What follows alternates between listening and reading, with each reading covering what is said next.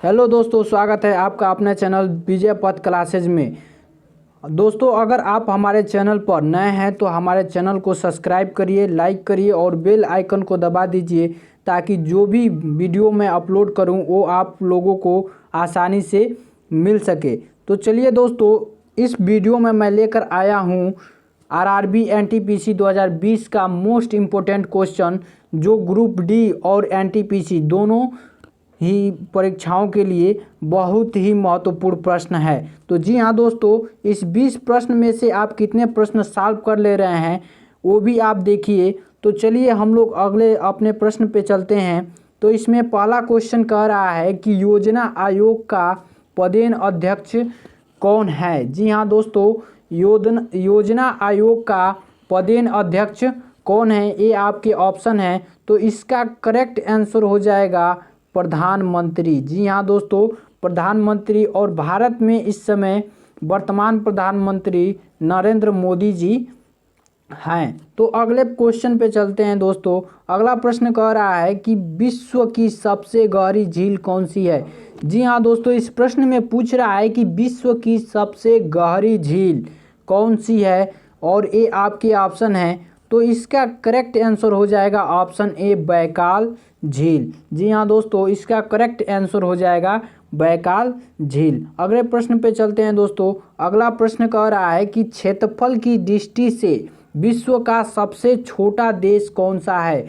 जी हाँ दोस्तों, इस प्रश्न में कह रहा है कि क्षेत्रफल की दृष्टि से विश्व का सबसे छोटा देश कौन सा है, ये आपके ऑप्शन है। तो इसका करेक्ट आंसर हो जाएगा ऑप्शन सी, वेटिकन सिटी। जी हाँ दोस्तों, वेटिकन सिटी एक ऐसा देश है जो क्षेत्रफल की दृष्टि से विश्व का सबसे छोटा देश है। अगले प्रश्न पे चलते हैं दोस्तों।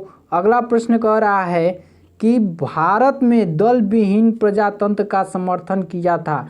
जी हाँ दोस्तों, भारत में दल विहीन प्रजातंत्र का समर्थन किया था, ये आपके ऑप्शन हैं। और इसका करेक्ट आंसर हो जाएगा मोरारजी देसाई। मोरारजी देसाई इसका करेक्ट आंसर हो जाएगा। मोरारजी देसाई भारत दल विहीन प्रजातंत्र का समर्थन किया था। अगले क्वेश्चन में अगला प्रश्न यहाँ पर कह रहा है कि भारत में कृषि क्षेत्र के जीडीपी का कितना प्रतिशत भाग कृषि शोध पर व्यय किया जाता है। और इसका ऑप्शन आपके सामने दिया गया है और इसका करेक्ट आंसर हो जाएगा ऑप्शन ए, 0.3%। जी हाँ दोस्तों, 0.3% भारत में कृषि क्षेत्र के जीडीपी का प्रतिशत भाग कृषि शोध पर व्यय किया जाता है। जी हाँ दोस्तों, 0.3%। अगले प्रश्न पर चलते हैं दोस्तों। अगला प्रश्न कह रहा है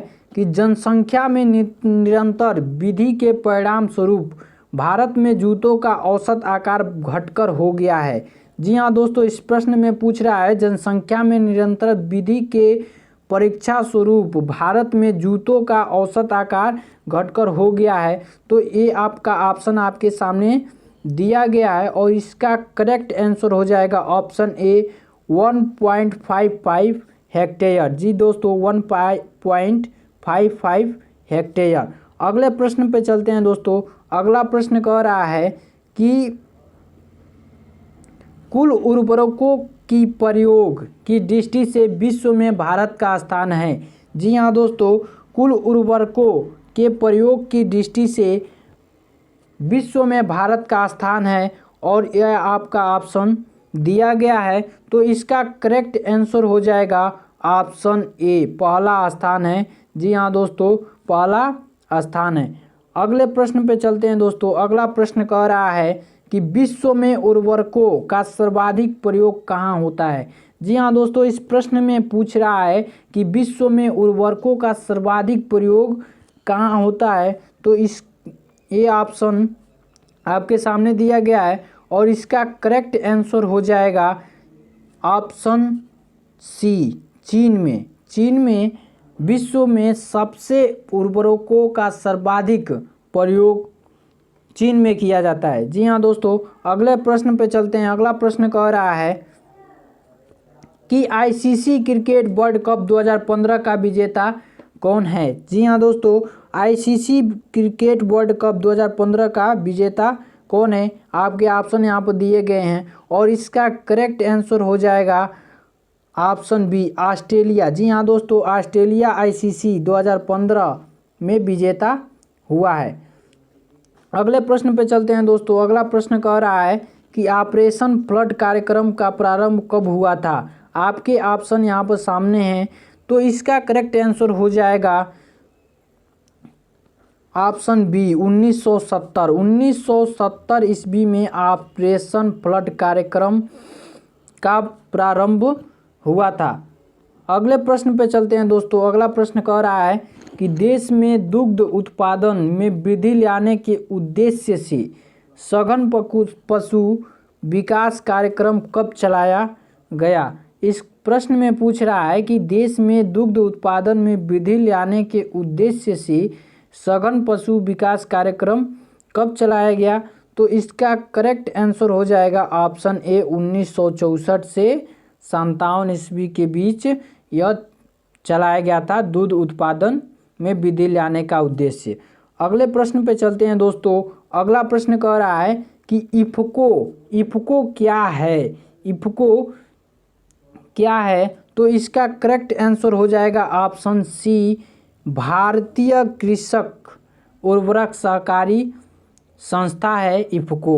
अगले प्रश्न पर चलते हैं दोस्तों। अगला प्रश्न कह रहा है कि भारत में दुग्ध उत्पादन में भैंस, गाय और बकरी का हिस्सा कौन सा है? यानी भारत में दूध उत्पादन में कितना परसेंट भैंस देती है, कितना परसेंट गाय और बकरी का मतलब दूध उत्पादन किया जाता है? तो इसका करेक्ट आंसर हो जाएगा ऑप्शन बी। ऑप्शन बी, भैंस 50%, गाय 46% और बकरी 4%। अगले प्रश्न पे चलते हैं दोस्तों। अगला प्रश्न कह रहा है कि भारत में ऑपरेशन फ्लड या श्वेत क्रांति के सूत्रधार कौन माने जाते हैं? ऑप्शन आपके सामने है, तो इसका करेक्ट आंसर हो जाएगा दोस्तों option C, Verghese Kurien. Verghese Kurien operation flood या श्वेत क्रांति के सूत्रधार माने जाते हैं। अगला प्रश्न पे चलते हैं दोस्तों। अगला प्रश्न कह रहा है कि नीली क्रांति का संबंध निम्नलिखित में से किससे है? नीली क्रांति का संबंध निम्नलिखित में से किससे है? आपका ऑप्शन सामने है, तो इसका करेक्ट आंसर हो जाएगा दोस्तों ऑप्शन सी, मत्स्य पालन जो होता है, मछली जो पालन होता है उसी को मत्स्य पालन कहते हैं और मत्स्य पालन ही आपका नीली क्रांति से संबंध रखता है। अगले प्रश्न पे चलते हैं दोस्तों। अगला प्रश्न कह रहा है कि मत्स्य उत्पादन में भारत का विश्व में कौन सा स्थान है? जी हाँ दोस्तों, बहुत ही इम्पोर्टेंट क्वेश्चन है। मत्स्य उत्पादन में भारत का विश्व में कौन सा स्थान है? तो इसका करेक्ट आंसर हो जाएगा option number D. Option number D, चौथा स्थान है मत्स्य उत्पादन में। मछली उत्पादन में भारत का स्थान चौथा है। जी हाँ दोस्तों, अगर ये वीडियो आप लोगों को पसंद आ रहा है तो हमारे चैनल को सब्सक्राइब करिए और लाइक भी कर दीजिए।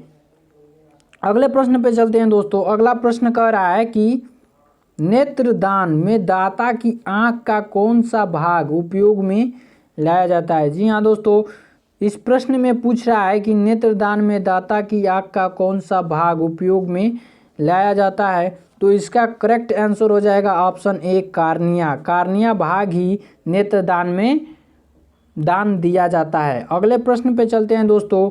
अगला प्रश्न कह रहा है कि अंतर्राष्ट्रीय संस्था WHO का मुख्यालय कहाँ है? WHO का फुल फॉर्म हो जाएगा दोस्तों वर्ल्ड हेल्थ ऑर्गेनाइजेशन।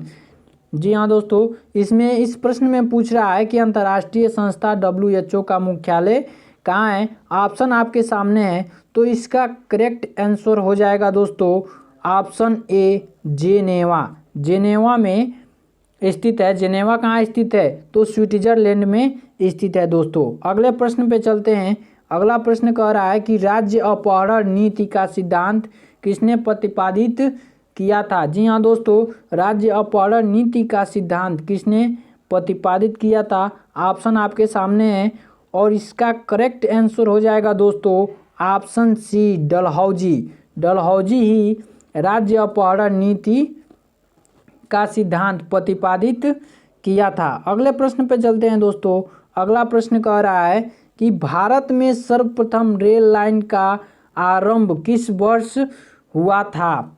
जी हाँ दोस्तों, भारत में सर्वप्रथम रेल लाइन का आरंभ किस वर्ष हुआ था? ऑप्शन आपके सामने है और इसका करेक्ट आंसर हो जाएगा दोस्तों 1853। 1853 में भारत में जो है रेल लाइन का आरंभ किया गया था। तो ये रहे आपके 20 इम्पोर्टेंट क्वेश्चन। आप इस क्वेश्चन में से कितने प्रश्न सॉल्व किए हैं वो हमें कमेंट बॉक्स में ज़रूर बताएं दोस्तों। और वीडियो अगर आप लोगों को पसंद आया हो तो हमारे चैनल को सब्सक्राइब करें और वीडियो को लाइक करें तथा बेल आइकन को दबा दें ताकि जो भी वीडियो मैं अपलोड करूं वो आप लोगों को आसानी से मिल सके। जय हिंद दोस्तों।